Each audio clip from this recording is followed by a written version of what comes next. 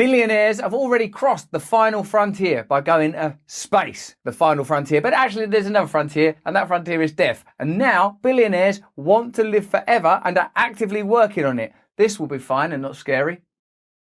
Hello there, we're definitely better off together than we are apart. Let's use this as a crucible of new ideas, critique and analysis, and have a bit of a laugh as well. In this instance, at the old quest to cheat death. A growing number of tech billionaires have decided they want to use their enormous wealth to try to help humans cheat death. Amazon's Jeff Bezos, Alphabet's Larry Page, Oracle's Larry Ellison, and Palantir's Peter Thiel are just a few of the super rich who have taken a keen interest in the fast emerging field of longevity. We did a video on this about 6 months ago. We're doing this one as an update because of the revelation of some of Jeff Bezos' investments post his Amazon life. And while we're on the subject of Amazon, the names of these companies all sound so lovely. Amazon, a beautiful, lustrous jungle, a forest, provider of world medicines and mysteries and glory and animal life, flora and fauna.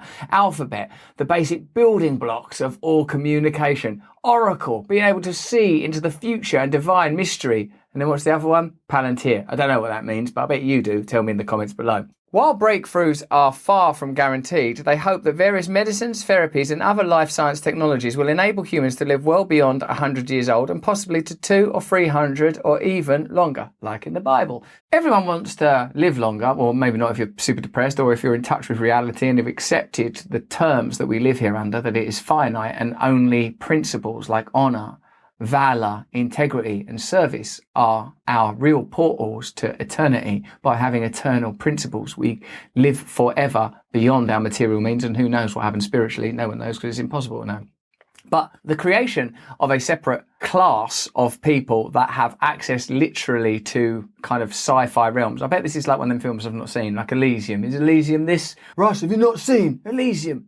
It explains this perfectly. These bastards have been priming us for this event. Jeff Bezos reportedly invests in Altos Labs, a Silicon Valley startup working on technology to rejuvenate cells and potentially prolong life. The startup also counts Yuri Milner, an Israeli-Russian tech billionaire, as a backer. I mean, I suppose if you are a billionaire, you know, you thought, like, I've got planes, I've got jets, I've got boats, I've got houses. Oh shit, I'm going to die. What's going to happen to all the boats and planes and stuff? I can't play with that down the old boneyard. I'll just be decaying in a box like everybody else. Not necessarily, sir. Here at our new plucky startup, we can elongate your life so you, like Methuselah himself, can cackle for all eternity in your yacht. I mean, if you are granted eternal life, don't just use it to sit on a yacht.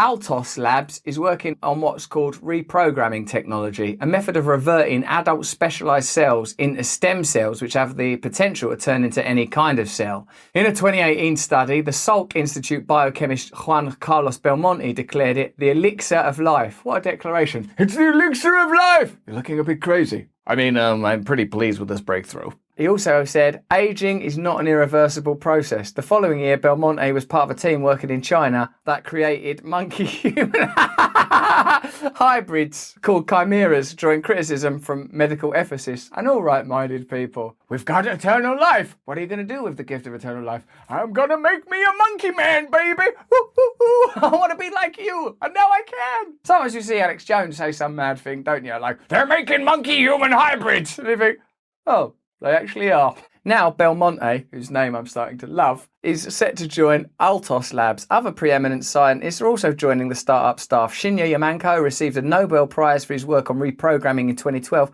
will head Altos Labs' advisory board. Stopping disease and prolonging life seems to be a key interest for Bezos.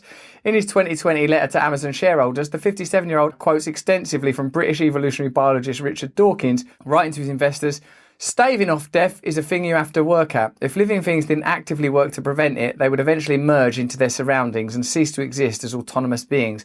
That is what happens when they die. Never, never, never let the universe smooth you into your surroundings. Well, he's took that to heart. Don't let Jeff Bezos read any more Richard Dawkins. Never, ever, ever consider other people's feelings. You got it, Dawkins. The project of staving off death, you've got to stave it off, haven't you, the old death. I mean, we're all going to die. That was part and parcel of the deal. And to cultivate a sense of eternity within yourself through meditative practice, respiration work, that's sort of all part of the joy of the spiritual journey, though it's fraught with suffering and loss. Or you could just like become a billionaire and create yourself into a sort of monkey man and live forever. In 2013, Google launched Calico, a research and development lab to treat aging. 1 year later, the Palo Alto Longevity Prize offered $1 million for researchers who could turn old organisms young or extend a living creature's lifespan by 50%.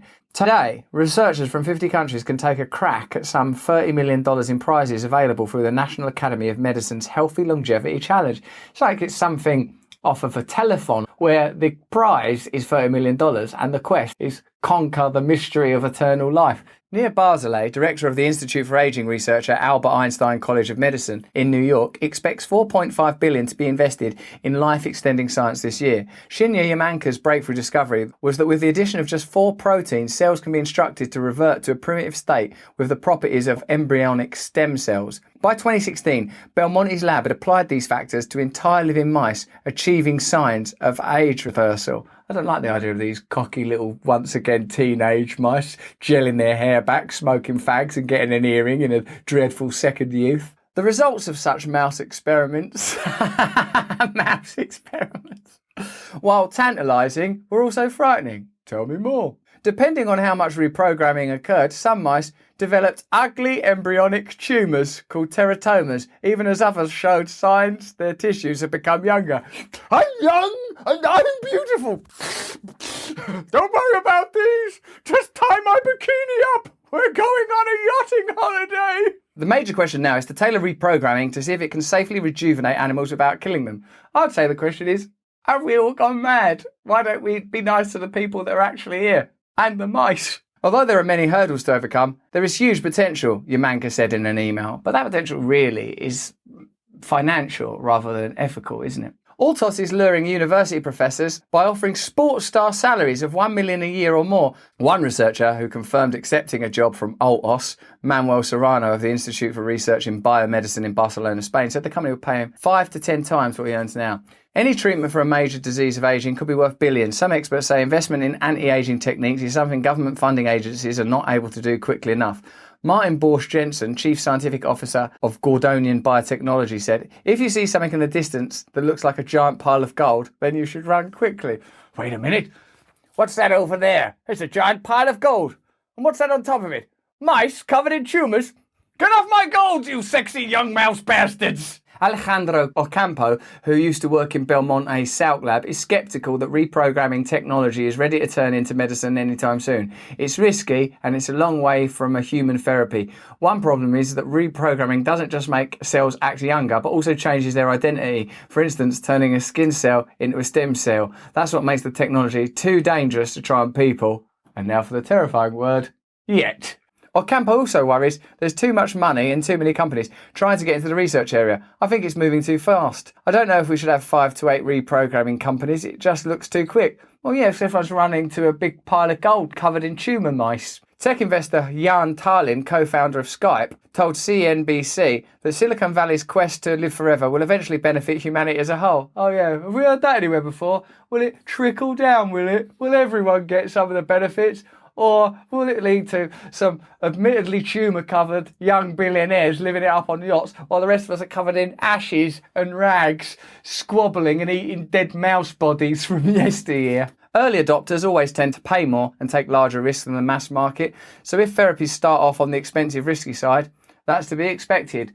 Well, there you go. A chilling vision of gold bars, billionaires, mice covered in tumours, and the rest of the population smothered in ashes, squabbling in the gutter. Surely we should focus on eternal values, principles, service, honour, love, connecting with one another, seeing if the principle of greed can be used to create entire industries and an entire economic system. Perhaps the principle of compassion, altruism and real philanthropy could be rebooted to change the world and change the way we think. But that's just what I think. What do you think? Let me know in the comments below if you think this is some sort of a vicious, vivid, grim future nightmare. Do you think these kind of things will happen? Do you find it concerning when you hear stories in mainstream media that you've previously heard in more alternative streams of media? What does that make you think about the kind of voices and narratives that we see in the mainstream? If you enjoyed this video, please have a look at this one. And if you want to learn some spiritual techniques and focus on your well-being, sign up to my side channel. Please sign up to my mailing list as well. It's one click away. I tell you what I'm reading, what I'm doing, what I'm thinking, and we can go on a journey of discovery and learning together. Hopefully at the end of it, there'll be gold bars and tumour-covered mice, and and a whole bunch of billionaires. Stay free.